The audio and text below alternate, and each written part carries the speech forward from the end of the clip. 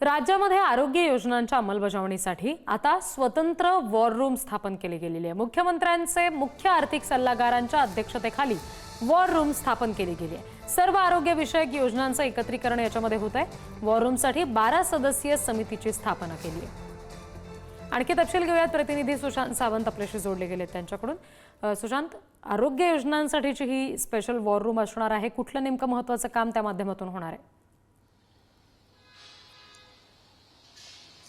रिद्धी, आपण जर बघितलं असेल तर केंद्राच्या काही आरोग्य योजना आहेत आणि राज्याच्या काही आरोग्य योजना आहेत। जर आपण पाहिलं असेल तर या आरोग्य योजनांचं एकत्रीकरण करण्यासाठी खऱ्या अर्थाने या वॉर रूमची जी आहे ती स्थापना करण्यात आली। कारण अनेक योजना अशा आहेत ज्या लोकांपर्यंत पोहोचत नाहीत आणि या योजना लोकांपर्यंत पोहोचाव्या यासाठीच खऱ्या अर्थाने या दोन्ही योजना एकत्र करण्याचा निर्णय जो आहे तो घेण्यात आलेला आहे। नुकताच त्याचा शासन निर्णय जो आहे तो जारी करण्यात आलेला आहे आणि 12 जणांची टीम, सदस्य टीम जी आहे ती आज ठिकाणी नेमण्यात आलेली आहे।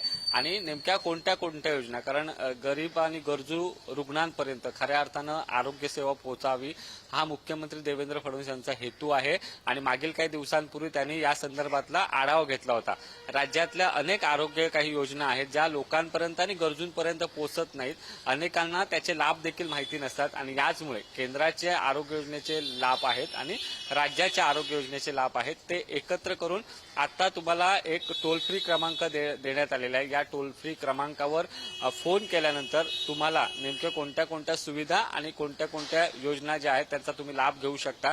कारण अनेकदा असं होतं की गरीब व्यक्ती ज्यावेळी रुग्णालयात जातात त्यावेळी त्याच्याकडे पैसे नसतात आणि अनेकदा ऑपरेशन्स देखील होत नाही। त्यामुळे ऑपरेशन मध्ये कोणत्या आणखी स्कीम आहेत, केंद्राकडून किती मदत होते, राज्याकडून किती मदत होते, याची संपूर्ण माहिती जी आहे ती योजना नेमकी कोणती याची संपूर्ण माहिती या टोल फ्री क्रमांकावर मिळणार आहे। यासाठीच जी समिती जी आहे ती नेमण्यात आली आणि ही समिती या दोन्ही योजनांवर आता काम करणार आहे। रिद्धी जी, धन्यवाद सगळ्या तपशिलांसाठी।